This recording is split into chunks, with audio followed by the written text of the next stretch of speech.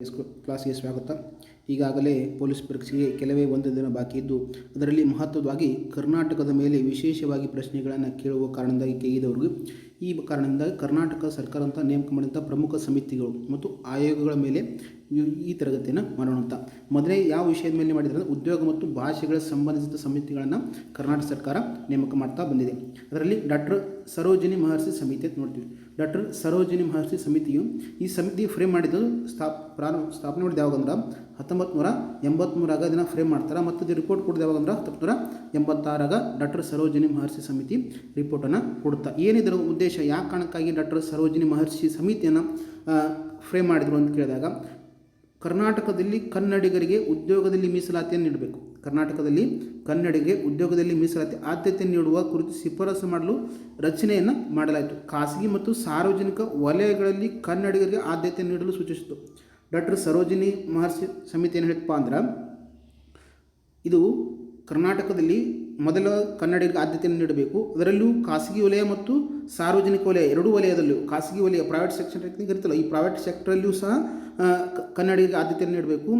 ಸಾರ್ವಜನಿಕ ವಲಯದಲ್ಲಿ ಕನ್ನಡಿಗರಿಗೆ ಆದ್ಯತೆ ನೀಡಲು ಸೂಚಿಸಿದ ಸಮಿತಿ ಯಾವುದಂದ್ರೆ ಡಾಕ್ಟರ್ ಸರೋಜಿನಿ ಮಹರ್ಷಿ ಸಮಿತಿ ಅಂತೇಳಿ ನೋಡ್ತೀವಿ. ನೆಕ್ಸ್ಟ್ ಇನ್ನೊಂದು ಸಮಿತಿ ಯಾವುದು ನೋಡಿದ್ರೆ ಮಿಲ್ಲಿಂಗ್ ಕಮಿಟಿ ಅಥವಾ ಮಿಲ್ಲರ್ ಸಮಿತಿ ಅಂತ ನೋಡ್ತೀವಿ. ಮಿಲ್ಲರ್ ಸಮಿತಿ 1918 ಸ್ಥಾಪನೆ ಫ್ರೇಮ್ ಮಾಡ್ತಾರೆ ಅದನ್ನು. ಬಟ್ ಇದು ರಿಪೋರ್ಟ್ ಕೊಡೋದು ಯಾವಾಗಂದ್ರೆ 1919 ಮಿಲ್ಲರ್ ಸಮಿತಿ ಅಂದರೆ ಸ್ವತಂತ್ರ ಪೂರ್ವ ಭಾರತದಲ್ಲಿ ಅಂದರೆ ಮೈಸೂರು ಸಾಮ್ರಾಜ್ಯದ ಆಡಳಿತದಲ್ಲಿ ನೇಮಕ ಮಾಡಿದಂಥ ಸಮಿತಿ ಯಾವುದಂದ್ರೆ ಮಿಲ್ಲರ್ ಸಮಿತಿ ಅಂತ ನಾವು ಇಲ್ಲಿ ನೋಡ್ತೀವಿ. ಏನಿದ್ರ ಉದ್ದೇಶ ಏನಾಗಿತ್ತು ಅಂದರೆ, ಮೈಸೂರು ಸಂಸ್ಥಾನದಲ್ಲಿ ಬ್ರಾಹ್ಮಣೇತರ ಸಮುದಾಯಗಳಿಗೆ ಶಿಕ್ಷಣ ಮತ್ತು ಸರ್ಕಾರಿ ಉದ್ಯೋಗಗಳಲ್ಲಿ ಪ್ರಾತಿನಿಧ್ಯ ನೀಡಲು ರಚಿಸಲಾದ ಮೊದಲ ಮೀಸಲಾತಿ ಸಮಿತಿ ಆಯೋಗ ಮಿಲ್ಲರ್ ಆಯೋಗ ಅಂತ ನೋಡ್ತೀವಿ. ಇದು ಮೀಸಲಾತಿಗೆ ಸಂಬಂಧಪಟ್ಟಂಥ ಆಯೋಗ. ಯಾವುದು? ಮಿಲ್ಲರ್ ಆಯೋಗ. ಇದನ್ನು ಫ್ರೇಮ್ ಮಾಡಿದ್ದು 1918. ಬಟ್ ಇದು ರಿಪೋರ್ಟ್ ವರದಿ ಕೊಟ್ಟಿದ್ದು ಯಾವಾಗ ಅಂದರೆ 1919. ಇದು ಮೈಸೂರು ಸಂಸ್ಥಾನದಲ್ಲಿ ಅಂದರೆ ಕರ್ನಾಟಕವನ್ನು ಮೈಸೂರಿನ ಒಡೆಯರು ಆಳ್ತಿದ್ದಾರಲ್ಲ, ಆ ಸಮಯದಲ್ಲಿ ಸ್ಥಾಪನೆಯಾದಂಥ ಒಂದು ಆಯೋಗ. ಇದು ಮೀಸಲಾತಿಗೆ ಸಂಬಂಧಪಟ್ಟಂಥ ಒಂದು ಆಯೋಗ, ನೆನಪಿರಲಿ. ಮತ್ತು ಇದು ಬ್ರಾಹ್ಮಣೇತರ ಸಮುದಾಯಗಳಿಗೆ ಶಿಕ್ಷಣ ಮತ್ತು ಸರ್ಕಾರಿ ಉದ್ಯೋಗಗಳಲ್ಲಿ ಎಜುಕೇಷನ್ ಮತ್ತು ಜಾಬ್ ಇದರಲ್ಲಿ ಮೀಸಲಾತಿಯನ್ನು ನೀಡಲು ಸ್ಥಾಪನೆ ಮಾಡಿದಂಥ ಸಮಿತಿ ಯಾವುದಂದ್ರೆ ಮಿಲ್ಲರ್ ಸಮಿತಿ ಅಂತೇಳಿ ನಾವು ಇಲ್ಲಿ ನೋಡ್ತೀವಿ. ಇದನ್ನು ನೆನಪಿಡೋಕ್ಕಾಗಿರಬೇಕು. ಇದನ್ನು ಹಲವಾರು ಬಾರಿ ಎಕ್ಸಾಮಲ್ಲಿ ಕೇಳಿದಾನೆ, PCA ಎಕ್ಸಾಮಲ್ಲಿ, SDA FDA ಅಲ್ಲಿ ಹಲವಾರು ಬಾರಿ ಎಕ್ಸಾಮಲ್ಲಿ ಕೇಳಿದಾನೆ. ನೆಕ್ಸ್ಟ್ ಪ್ರಾದೇಶಿಕ ಅಸಮಾನತೆ ಮತ್ತು ಅಭಿವೃದ್ಧಿ ಸಮಿತಿಗಳು. ಒಂದೇದು ಡಾಕ್ಟರ್ DM ನಂಜುಂಡಪ್ಪ ಸಮಿತಿ. ಡಾಕ್ಟರ್ DM ನಂಜುಂಡಪ್ಪ ಸಮಿತಿ. ಈ ಸಮಿತಿಯನ್ನು 2000ರಲ್ಲಿ ಫ್ರೇಮ್ ಮಾಡ್ತಾರೆ. ಇದು ರಿಪೋರ್ಟ್ ಕೊಡೋದು ಯಾವಂದ್ರೆ 2002ರಲ್ಲಿ ಈ ರಿಪೋರ್ಟ್ ಕೊಡ್ತಾ. ಯಾವ ಕಾರಣಕ್ಕಾಗಿ ಡಾಕ್ಟರ್ DM ನಂಜುಂಡಪ್ಪ ಸಮಿತಿಯನ್ನು ಸ್ಥಾಪನೆ ಮಾಡ್ತಾರಪ್ಪ ಅಂದ್ರೆ, ಇದ್ರ ಉದ್ದೇಶ ಏನಾಗಿತ್ತು ಅಂದ್ರೆ, ಕರ್ನಾಟಕದ ಪ್ರಾದೇಶಿಕ ಅಸಮಾನತೆಯನ್ನು ಅಧ್ಯಯನ ಮಾಡಿ ಅತ್ಯಂತ ಹಿಂದುಳಿದ ತಾಲೂಕುಗಳನ್ನು ಗುರುತಿಸುವುದು ಇದರ ಈ ಸಮಿತಿ ಉದ್ದೇಶ ಆಯಿತು. ಅಖಂಡ ಕರ್ನಾಟಕ ಇತ್ತು. ಕರ್ನಾಟಕನು ಪ್ರಾದೇಶಿಕವಾಗಿ ಅಸಮಾನತೆಯಿಂದ ಅಭಿವೃದ್ಧಿ ಹೊಂದಿತ್ತು. ಉತ್ತರ ಕರ್ನಾಟಕ, ದಕ್ಷಿಣ ಕರ್ನಾಟಕ ನೋಡಿದಾಗ ಅಭಿವೃದ್ಧಿಯಲ್ಲಿ ಹಿಂದುಳಿದಿತ್ತು. ಕೆಲವು ತಾಲೂಕುಗಳು, ಕೆಲವು ಜಿಲ್ಲೆಗಳು ಪ್ರಾದೇಶಿಕವಾಗಿ ಹಿಂದುಳಿದಿದ್ದು. ಆ ಕಾರಣಕ್ಕಾಗಿ ಕರ್ನಾಟಕ ಸರ್ಕಾರ ಏನು ಮಾಡ್ತಂದ್ರೆ 2000 ಇಸ್ವಿಯಲ್ಲಿ ಪ್ರಾದೇಶಿಕ ಅಸಮತೋಲನ ಸಮಿತಿಯನ್ನು ಅಧ್ಯಯನ ಮಾಡೋಕ್ಕೆ ಡಾಕ್ಟರ್ DM ನಂಜುಂಡಪ್ಪ ಅವರ ನೇತೃತ್ವದಲ್ಲಿ ಒಂದು ಕಮಿಟಿಯನ್ನು ಫ್ರೇಮ್ ಮಾಡ್ತಾರೆ. ಆ ಕಮಿಟಿ ಫ್ರೇಮ್ ಮಾಡಿ ಏನು ಹೇಳ್ತಾ, 114 ಅತ್ಯಂತ ಹಿಂದುಳಿದ ಅತ್ಯಂತ ತಾಲೂಕುಗಳನ್ನು ಇದು ಗುರುಸ್ತೈತಿ. ಎಷ್ಟು? 114 ತಾಲೂಕುಗಳನ್ನು ಅತ್ಯಂತ ಹಿಂದುಳಿದ ತಾಲೂಕುಗಳನ್ನು ಗುರುಸ್ತಾರೆ. ಇದು 2000 ಇಸ್ವಿಯಲ್ಲಿ ಸಂಬಂಧಪಟ್ಟಂಗೆ. ಈ ಪ್ರಸ್ತುತವಾಗಿ 31 ಜಿಲ್ಲೆಗಳದಾವ, ಈ ಬೇರೆ ಬೇರೆ ತಾಲೂಕುಗಳದಾವ. ಆಗಿನ ಸಮಯದಲ್ಲಿ ಡಾಕ್ಟರ್ DM ನಂಜುಂಡಪ್ಪ ಅವರು ಈ ಸಮಿತಿಯನ್ನು ನೇತೃತ್ವವನ್ನು ವಹಿಸಿಕೊಂಡಿರ್ತಾರೆ. ನೆಕ್ಸ್ಟ್ ಡಾಕ್ಟರ್ RV ದೇಶಪಾಂಡೆ ಮತ್ತು HK ಪಾಟೀಲ್ ಸಮಿತಿ. RV ದೇಶಪಾಂಡೆ ಮತ್ತು HK ಪಾಟೀಲ್ ಸಮಿತಿ. ಈ ಸಮಿತಿಯನ್ನು ಯಾಕೆ ಫ್ರೇಮ್ ಮಾಡ್ತಾರಪ್ಪ ಅಂದ್ರೆ, ಡಾಕ್ಟರ್ DV ನಂಜುಂಡಪ್ಪ ಅವರು ಏನು ಸಮಿತಿ ನೀಡಿರ್ತಾರೆ ಅದರ ಅನುಷ್ಠಾನ ಮತ್ತು ಪ್ರಕ್ರಿಯೆಗಳ ಪರಿಶೀಲನೆ ಮಾಡೋಕೆ ನೇಮಕ ಮಾಡಿರ್ತಾರೆ. ಯಾರು? RV ದೇಶಪಾಂಡೆ ಮತ್ತು HK ಪಾಟೀಲ್ ಇಬ್ಬರ ನೇತೃತ್ವದಲ್ಲಿ ಕೂಡಿಕೊಂಡು ಒಂದು ಸಮಿತಿಯನ್ನು ಮಾಡ್ತಾರೆ. ಈ ಸಮಿತಿಯನ್ನು ಮಾಡೋಕ್ಕೆ ಕಾರಣಪ್ಪ ಅಂದ್ರೆ, ಇದ್ರ ಉದ್ದೇಶ ಏನಪ್ಪ ಅಂದ್ರೆ, ಏನು ಡಾಕ್ಟರ್ DV ನಂಜುಂಡಪ್ಪ ಅವರು 2002ರಲ್ಲಿ ನೀಡಿರ್ತಾರೆ ರಿಪೋರ್ಟ, ಅದರ ಅನುಷ್ಠಾನ ಮತ್ತು ಅದರ ಪ್ರಕ್ರಿಯೆ ಹೇಗೆ ಮಾಡ್ಬೇಕಂತೇಳಿ RV ದೇಶಪಾಂಡೆ ಮತ್ತು HK ಪಾಟೀಲ್ ಅವರ ನೇತೃತ್ವದಲ್ಲಿ ಒಂದು ಸಮಿತಿಯನ್ನು ಮತ್ತೊಮ್ಮೆ ಫ್ರೇಮ್ ಮಾಡ್ತಾರೆ. ನೆಕ್ಸ್ಟ್ ಹಿಂದುಳಿದ ವರ್ಗಗಳ ಮತ್ತು ಮೀಸಲಾತಿಗಳ ಆಯೋಗ ಅಂತ ನೋಡ್ತೀವಿ. ಕರ್ನಾಟಕದ ಪ್ರಮುಖ ಆಯೋಗಗಳು ಅಂತ ನೋಡ್ತೀವಿ. ಅದರಲ್ಲಿ ಹಿಂದುಳಿದ ವರ್ಗಗಳ ಆಯೋಗ, ಹಿಂದುಳಿದ ಜಾತಿಗಳಿಗೆ ಮೀಸಲಾತಿ ಕೊಡ್ಬೇಕಂತೇಳಿ, ಹೌದಾ. ಮೊದಲನೇ ಆಯೋಗ ಯಾವುದಂದ್ರೆ LG ಹಾವನೂರು ಆಯೋಗ. ಇದು ಸ್ಥಾಪನೆ ಫ್ರೇಮ್ ಮಾಡಿದ್ದಾವಾಗ ಅಂದ್ರೆ 1972ರಲ್ಲಿ ಇದನ್ನು ಫ್ರೇಮ್ ಮಾಡ್ತಾರೆ LG ಹಾವನೂರು ಅವರ ನೇತೃತ್ವದಲ್ಲಿ. ಇದರ ಉದ್ದೇಶ ಏನಪ್ಪ ಅಂದರೆ, ಪ್ರಥಮವಾದ ಹಿಂದುಳಿದ ವರ್ಗಗಳಿಗೆ ಇದನ್ನು ಸಾಮಾಜಿಕ ನ್ಯಾಯದ ದೃಷ್ಟಿಯಿಂದ ಅತ್ಯಂತ ಮಹತ್ವದ ವರದಿ ಎನ್ನಲಾಗಿದೆ. ಅಂದ್ರೆ ಹಿಂದುಳಿದ ವರ್ಗಗಳಿಗೆ ಮೀಸಲಾತಿಯನ್ನು ನೀಡಬೇಕು, LG ಹಾವನೂರ್ ಅವರು ಅಂತ ಹೇಳಿ ಇಲ್ಲಿ ನೋಡ್ತೀವಿ. ನೆಕ್ಸ್ಟ್ ವೆಂಕಟಸ್ವಾಮಿ ಆಯೋಗ, ಇದು ಹಿಂದುಳಿದ ವರ್ಗಕ್ಕೆ ಮೀಸಲಾತಿಗೆ ಸಂಬಂಧಪಟ್ಟಂಥ ಆಯೋಗಗಳು ಎಲ್ಲ ಇವು. ಇದು 1983ರಲ್ಲಿ ಫ್ರೇಮ್ ಮಾಡಿರ್ತಾರೆ, 1986 ರಿಪೋರ್ಟ್ ಕೊಡುತ್ತಾ. ಇದ್ರ ನೀನು ಕೇಳ್ತಾನೆ ಟಿ ವೆಂಕಟಸ್ವಾಮಿ ಆಯೋಗ ಯಾವ ಕಾರಣದಿಂದಾಗಿ ಸ್ಥಾಪನೆ ಮಾಡಿದಂಥ ಆಯೋಗ ಅಂತ ಕೇಳಿದಾಗ ಇದು ಹಿಂದುಳಿದ ವರ್ಗಗಳ ಮೀಸಲಾತಿಗಳಿಗೆ ಸಂಬಂಧಪಟ್ಟಂಥ ಆಯೋಗಗಳು. ಇನ್ನು ಎರಡನೇ ಹಿಂದುಳಿದ ವರ್ಗಗಳ ಆಯೋಗ ಅಂತೇಳಿ ನಾವು ನೋಡ್ತೀವಿ. ಇದು ಎರಡನೇ ಹಿಂದುಳಿದ ವರ್ಗ ಆಯೋಗ, ಅದು ಟಿ ವೆಂಕಟಸ್ವಾಮಿ. ಒಂದನೇದು LG ಹಾವನೂರ್ ಆಯೋಗ ಆಗಿತ್ತು, ಅದು ಎರಡನೇದಾಗಿತ್ತಪ್ಪ ಅಂದ್ರೆ ಟಿ ವೆಂಕಟಸ್ವಾಮಿ ಆಯೋಗ. ಇದು 1983 ಫ್ರೇಮ್ ಮಾಡ್ತಾರೆ, ರಿಪೋರ್ಟ್ ಕೊಡೋದು 1986 ರಿಪೋರ್ಟ್ ಕೊಡ್ತಾ. ಇದು ಎರಡನೇ ಹಿಂದುಳಿದ ವರ್ಗಗಳ ಆಯೋಗ. ಮೊನ್ನೆದು ಕೇಳಿದಾಗ ನೆನಪು, ಪ್ರಥಮ ಹಿಂದುಳಿದ ಆಯೋಗ ಅಂತ ಕೇಳಿದಾಗ LG ಹಾವನೂರ್ ಆಯೋಗ, ಎರಡನೇದು ಟಿ ವೆಂಕಟಸ್ವಾಮಿ ಆಯೋಗ. ನೆಕ್ಸ್ಟ್ ಮೂರನೇದು ಜಸ್ಟಿಸ್ ಓಂ ಚಿನ್ನಪ್ಪ ರೆಡ್ಡಿ ಆಯೋಗ. ಜಸ್ಟಿಸ್ ಓಂ ಚಿನ್ನಪ್ಪ ರೆಡ್ಡಿ ಆಯೋಗ, ಇದು ಮೂರನೇ ಹಿಂದುಳಿದ ವರ್ಗಗಳ ಆಯೋಗ. 1988ರಲ್ಲಿ ಫ್ರೇಮ್ ಆಗಿ 1990ರಲ್ಲಿ ರಿಪೋರ್ಟ್ ಕೊಡುತ್ತದೆ. ಯಾವಪ್ಪ ಅಂದ್ರೆ ಜಸ್ಟಿಸ್ ಓಂ ಚಿನ್ನಪ್ಪ ರೆಡ್ಡಿ ಆಯೋಗ. ಇದು ಸಹ ಹಿಂದುಳಿದ ವರ್ಗಗಳಿಗೆ ಸಂಬಂಧಪಟ್ಟಂಥ ಒಂದು ಆಯೋಗ ಅಂತೇಳಿ ನಾವಿಲ್ಲಿ ನೋಡ್ತೀವಿ. Next justice A J Sadashiva ಆಯೋಗ. ಎ ಜೆ ಸದಾಶಿವ ಆಯೋಗ ಇದನ್ನು ಯಾವಾಗ ಫ್ರೇಮ್ ಮಾಡ್ತಾರೆ ಅಂದರೆ 2005ರಲ್ಲಿ ಫ್ರೇಮ್ ಮಾಡ್ತಾರೆ. ಬಟ್ ಇದು ರಿಪೋರ್ಟ್ ಕೊಡೋದು 2012 ಕೊಡ್ತೈತೆ. ಜಸ್ಟಿಸ್ ಎ ಜೆ ಸದಾಶಿವ ಆಯೋಗ. ಇದರ ಉದ್ದೇಶನು ಯಾವ ಕಾರಣಕ್ಕಾಗಿ ಡಾಕ್ಟರ್ ಎ ಜೆ ಸದಾಶಿವ ಅವರ ನೇತೃತ್ವದಲ್ಲಿ ಆಯೋಗ ಮಾಡಬೇಕಾಗಿ ಬಂತು ಅಂತ ಕೇಳಿದಾಗ, ಪರಿಶಿಷ್ಟ ಜಾತಿ ಅಂದರೆ SC ಕೋಟಾದಲ್ಲಿ ಶೆಡ್ಯೂಲ್ ಕಾಸ್ಟ್ನಲ್ಲಿ ಪಟ್ಟಿಯಲ್ಲಿರುವ ಜನಾಂಗಗಳಿಗೆ ಒಳ ಮೀಸಲಾತಿ ಇಂಟರ್ನಲ್ ರಿಸರ್ವೇಷನ್ ನೋಡ್ತೀವಿ. SC ಕೋಟಾದಲ್ಲಿ ಈಗೇನು ಇಂಟರ್ನಲ್ ರಿಸರ್ವೇಷನ್ ನೀಡಿದಾರಲ್ಲ, SC A SC B ಅಂತೇಳಿ, SC A B C D.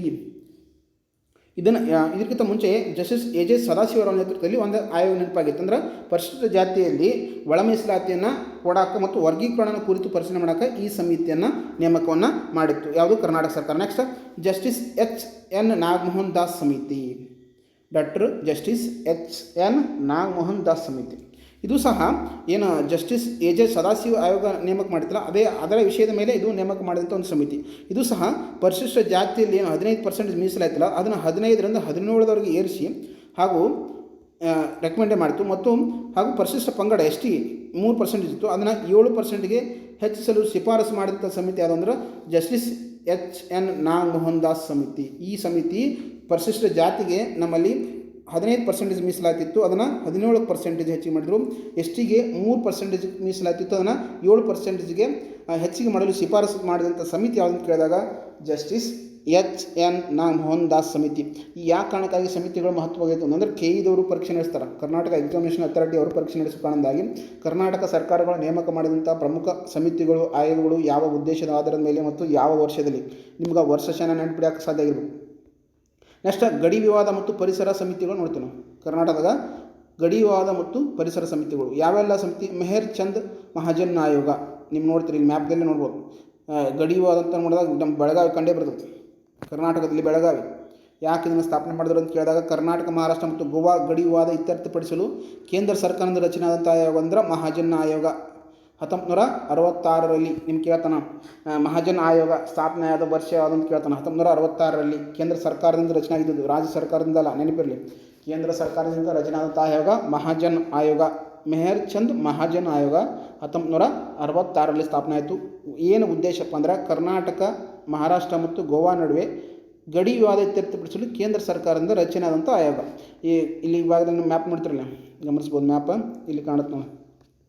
ಗಡಿ ವಿವಾದಕ್ಕೆ ಇದು ನಮ್ಮ ಬೆಳಗಾವಿ, ಈ ಭಾಗದ ಮಹಾರಾಷ್ಟ್ರ, ಈ ಭಾಗದ ಗೋವಾ, ಇದು ಕರ್ನಾಟಕ. ಬೆಳಗಾವಿ ನಮಗೆ ಸೇರಿದ್ದು ಅಂತೇಳಿ ಮಹಾರಾಷ್ಟ್ರ ಹೇಳ್ತಾ ಇದೆ. ಕರ್ನಾಟಕ ಭಾಗವೆಂದು ಈ ಮಹಾಜನ್ ವರದಿ ನಡೆದು ಬೆಳಗಾವಿ ಕರ್ನಾಟಕದ ಭಾಗವೇ ಎಂದು ಒಂದು ವರದಿಯನ್ನು ಸಲ್ಲಿಸಿತು. ಕರ್ನಾಟಕ ಮಹಾಜನ್ ವರದಿ ಆಗಿ ಹೇಳ್ತಂದ್ರೆ ಬೆಳಗಾವಿ ಕರ್ನಾಟಕಕ್ಕೆ ಸೇರಲ್ಪಟ್ಟಿತ್ತು ಅಂಥೇಳಿ ವರದಿಯನ್ನು ಕೊಡ್ತೀವಿ. ಮ್ಯಾಪ್ ಮುಖಾಂತರ ಗಮನಿಸ್ಬೋದು ನೀವು, ಇಲ್ಲಿ ಕಾಣುತ್ತೆ. ಹೌದಾ? ನೆಕ್ಸ್ಟ್ ಪರಿಸರ ಸಮಿತಿಗಳು ಮತ್ತಾವುದಪ್ಪ ಅಂದ್ರೆ ಪರಿಸರಕ್ಕೆ ಸಂಬಂಧಪಟ್ಟಂಗೆ ಅಂದ್ರೆ ಪಶ್ಚಿಮ ಘಟ್ಟಗಳು, ವೆಸ್ಟರ್ನ್ ಘಾಟ್ ಅಂತ ಕರಿತೀವಿ. ಈ ವೆಸ್ಟರ್ನ್ ಘಾಟ್ ಪಶ್ಚಿಮ ಘಟ್ಟಗಳು ಅಂತ ನೋಡಿದಾಗ ನಾವು ಭಾರತವನ್ನು ಗಮನಿಸ್ತಾ ಈ ಭಾಗದವರು ಇಲ್ಲೇ ನೋಡಿ ಒಂದು ನಿಮಿಷ. ಈ ಮ್ಯಾಪ್ ಇರಲಿ. ಇದರ ಜೊತೆ ಈ ಭಾರತವನ್ನು ಗಮನಿಸಿದಾಗ ಈ ಭಾಗದಲ್ಲಿ ಪಶ್ಚಿಮ ಘಟ್ಟಗಳು ಮತ್ತು ಈ ಭಾಗದಲ್ಲಿ ಬರೋದು ಪೂರ್ವ ಘಟ್ಟಗಳು ಅಂತ ನೋಡ್ತೀವಿ. ಈ ಪಶ್ಚಿಮ ಘಟ್ಟಗಳು ಅಂತ ನೋಡಿದಾಗ ಈ ಗುಜರಾತ್ನಿಂದ ತಮಿಳುನಾಡುವರೆಗೆ ಈ ಪಶ್ಚಿಮ ಘಟ್ಟಗಳು ಹರಡಿಕೊಂಡವು. ಗುಜರಾತ್, ಮಹಾರಾಷ್ಟ್ರ, ಗೋವಾ, ಕರ್ನಾಟಕ, ಕೇರಳ, ತಮಿಳುನಾಡು ಈ ರಾಜ್ಯಗಳಲ್ಲಿ ಪಶ್ಚಿಮ ಘಟ್ಟಗಳು ಹರಡಿಕೊಂಡಿದ್ದಾವೆ. ಈ ಕುರಿತು ಅಧ್ಯಯನ ಕುರಿತು ಏನು ಮಾಡ್ತು ಅಂದ್ರೆ ಒಂದು ಸಮಿತಿಯನ್ನು ಫ್ರೇಮ್ ಮಾಡ್ತು. ಯಾಕೆ ಫ್ರೇಮ್ ಮಾಡಿತ್ತಪ್ಪ ಅಂದರೆ, ಯಾವ ಸಮಿತಿ ಫ್ರೇಮ್ ಮಾಡಿತು ಫಸ್ಟ್ ಅಂದರೆ ಮಾದ್ಗಾಂವ್ ಗಾಡ್ಗಿಲ್ ಸಮಿತಿ ಅಧ್ಯಯನವನ್ನು ಮಾಡಿತು. ಇದಕ್ಕೆ ಏನು ಉದ್ದೇಶ? ಪಶ್ಚಿಮ ಘಟ್ಟಗಳ ಸಂರಕ್ಷಣೆ ಮತ್ತು ಪರಿಸರದ ಸೂಕ್ಷ್ಮ ಪ್ರದೇಶಗಳು, ಎಕಾಲಜಿಕಲ್ ಸೆನ್ಸಿಟಿವ್ ಏರಿಯಾಸನ್ನು ಗುರುತಿಸೋಕೆ. ಏನು ಪಶ್ಚಿಮ ಘಟ್ಟಗಳು ಕರ್ನಾಟಕ ಗುಜರಾತ್ನಿಂದ ಏನು ಕೇರಳದವರೆಗೆ ಹರಡಿಕೊಂಡಿತ್ತಲ್ಲ, ಇದರಲ್ಲಿ ಬರುವಂಥ ಪಶ್ಚಿಮ ಘಟ್ಟಗಳ ಸಂರಕ್ಷಣೆ ಮತ್ತು ಪರಿಸರದ ಸೂಕ್ಷ್ಮ ಪ್ರದೇಶಗಳನ್ನು, ಎಕಾಲಜಿಕಲ್ ಸೆನ್ಸಿಟಿವ್ ಏರಿಯಾಸನ್ನು ಗುರುತಿಸೋಕೆ ಮಾದ್ಗಾಂವ್ ಗಾಡ್ಗಿಲ್ ಸಮಿತಿ. ಇದು ಯಾಕಂದ್ರೆ ಪ್ರಚಲಿತ ಘಟನೆಯಲ್ಲಿ ಬರ್ತೈತೆ, ಯಾಕಂದರೆ ಸುದ್ದಿಯಲ್ಲಿದ್ದರೂ ಸಹ ಇದು ಪ್ರಚಲಿತ ಘಟನೆಯಲ್ಲಿ ಬರ್ಬೋದು. ಮಾದ್ಗಾಂವ್ ಗಾಡ್ಗಿಲ್ ಸಮಿತಿ ಯಾವ ವಿಷಯಕ್ಕೆ ಸಂಬಂಧಪಟ್ಟಂದ್ರೆ ಪಶ್ಚಿಮ ಘಟ್ಟಗಳಿಗೆ ಸಂಬಂಧಪಟ್ಟೈತಿ. ಮತ್ತು ಇದನ್ನು ಯಾವ ವರ್ಷ ಫ್ರೇಮ್ ಮಾಡಿದೆ ಅಂದರೆ 2011ರಲ್ಲಿ ಪಶ್ಚಿಮ ಘಟ್ಟಗಳನ್ನು ಫ್ರೇಮ್ ಮಾಡ್ತಾರೆ. ಈ ಸಮಿತಿಯನ್ನು ಫ್ರೇಮ್ ಮಾಡ್ತಾರೆ. ನೆಕ್ಸ್ಟ್ ಡಾಕ್ಟರ್ ಕೆ ಕಸ್ತೂರಿರಂಗನ್ ಸಮಿತಿ. ಇದನ್ನು ಯಾವಾಗ ಈ ಸಮಿತಿಯನ್ನು ಈ ಆಯೋಗವನ್ನು ನೇಮಕ ಮಾಡ್ತಾರೆ ಅಂದರೆ 2013ರಲ್ಲಿ ಡಾಕ್ಟರ್ ಕೆ ಕಸ್ತೂರಿರಂಗನ್ ಸಮಿತಿಯನ್ನು ಫ್ರೇಮ್ ಮಾಡ್ತೀವಿ. 2013ರಲ್ಲಿ ಉದ್ದೇಶ ಏನಪ್ಪ ಅಂತಂದ್ರೆ ಕಾಡ್ಗಿಲ್ ವರದಿಯನ್ನು ಮಾದ್ಗಾಂವ್ ಕಾಡ್ಗಿಲ್ ವರದಿಯನ್ನು ನೀಡಿರ್ತಾರಲ್ಲ, ಮಾದ್ಗಾಂವ್ ಕಾಡ್ಗಿಲ್ ಸಮಿತಿಯನ್ನು ವರದಿಯನ್ನು ನೀಡಿರ್ತಲ್ಲ, ಅದರ ಕುರಿತು ಡಾಕ್ಟರ್ ಕೆ ಕಸ್ತೂರಿರಂಗನ್ ಅವರ ನೇತೃತ್ವದಲ್ಲಿ ಕಾಡ್ಗಿಲ್ ವರದಿಯನ್ನು ಮರುಪರಿಶೀಲಿಸಿ ಪಶ್ಚಿಮ ಘಟ್ಟಗಳ ಉಳಿವಿಕೆಗೆ ಸುಲಭವಾಗಿ ಅನುಷ್ಠಾನಗೊಳಿಸಬಹುದಂಥ ಶಿಫಾರಸುಗಳನ್ನು ನೀಡಿತ್ತು. ಯಾವುದು? ಡಾಕ್ಟರ್ ಕೆ ಕಸ್ತೂರಿರಂಗನ್ ಸಮಿತಿ 2013. ನಿಮ್ಗೆ ಕೇಳ್ತಾನೆ, ಪಶ್ಚಿಮ ಘಟ್ಟಕ್ಕೆ ಸಂಬಂಧಪಟ್ಟಂಥ ನೇಮಕ ಮಾಡಿದಂಥ ಸಮಿತಿಗಳು ಯಾವುವು ನೆನಪಿಟ್ಕೊಂಡ್ಬಿಡ್ರಿ. ಒಂದು ಡಾಕ್ಟರ್ ಕೆ ಕಸ್ತೂರಿರಂಗನ್ ಸಮಿತಿ, ಇನ್ನೊಂದು ಮಾಧವ್ ಗಾಡ್ಗಿಲ್ ಸಮಿತಿ. ಇವುಗಳು ಪಶ್ಚಿಮ ಘಟ್ಟಗಳಿಗೆ ಅಂದರೆ ಪರಿಸರ ವಿಷಯಕ್ಕೆ ಆಧಾರದ ಮೇಲೆ ಸಂಬಂಧಪಟ್ಟಂಥ ಸಮಿತಿಗಳು. ಇವು ಅತ್ಯಂತ ಮಹತ್ವವಾಗಿರ್ತವೆ. ಯಾಕಂದ್ರೆ ನಮ್ಮ ಕರ್ನಾಟಕದ ಮೇಲೆ ಕೆಇದವರು ಪರೀಕ್ಷೆ ನಡೆಸ್ತಾ ಇದ್ದಾರೆ. ಆ ಕಾರಣಕ್ಕಾಗಿ ಕರ್ನಾಟಕಕ್ಕೆ ಸಂಬಂಧಪಟ್ಟಂಥ ಸಮಿತಿಗಳು, ಆಯೋಗಗಳು ಅತ್ಯಂತ ಮಹತ್ವದವು. ನಿಮಗೆ ಒಂದು ಸಲ ಹಲವಾರು ಬಾರಿ ಎಕ್ಸಾಮಲ್ಲಿ ಕೇಳಿಬಿಟ್ಟು ನಾನು ಇವೆಲ್ಲ ಹಿಂದಿನ ಕ್ವಶನ್ ಪೇಪರ್ ನೋಡಿದಾಗ ಗೊತ್ತಾಗುತ್ತೆ. ನೀವು ಡಾಕ್ಟರ್ ಸರೋಜಿನಿ ಮಹರ್ಷಿ ಸಮಿತಿ ಬಗ್ಗೆ ಕೇಳಿದಾನ, ಮಿಲ್ಲರ್ ಆಯೋಗದ ಬಗ್ಗೆ ಕೇಳಿದಾನ, ಮತ್ತು ಪ್ರಾದೇಶಿಕ ಅಸಮಾನತೆ ಬಗ್ಗೆಯೂ ಕೇಳಿದಾನ. ಇನ್ನು ಪಶ್ಚಿಮ ಘಟ್ಟಗಳಲ್ಲಿ ವಿಶೇಷವಾಗಿಂತೂ ಸಹ ಪಶ್ಚಿಮ ಘಟ್ಟಗಳಲ್ಲಿ ಡಾಕ್ಟರ್ ಮಾದ್ಗಾಂವ್ ಗಾಡ್ಗಿಲ್ ಸಮಿತಿ ಇರ್ಬೋದು, ಡಾಕ್ಟರ್ ಕೆ ಕಸ್ತೂರಿರಂಗನ್ ಸಮಿತಿ ಇರ್ಬೋದು, ಇದರ ಮೇಲೆ KSಗೂ ಸಹ ವಿಸ್ತಾರ ರೂಪವಾಗಿ ಬರಿ ಅಂತ ಹೇಳ್ತಾನೆ. ಅದರಲ್ಲಿ ಸಹ ಎಕ್ಸಾಮಲ್ಲಿ ಕೇಳಿದಾನ.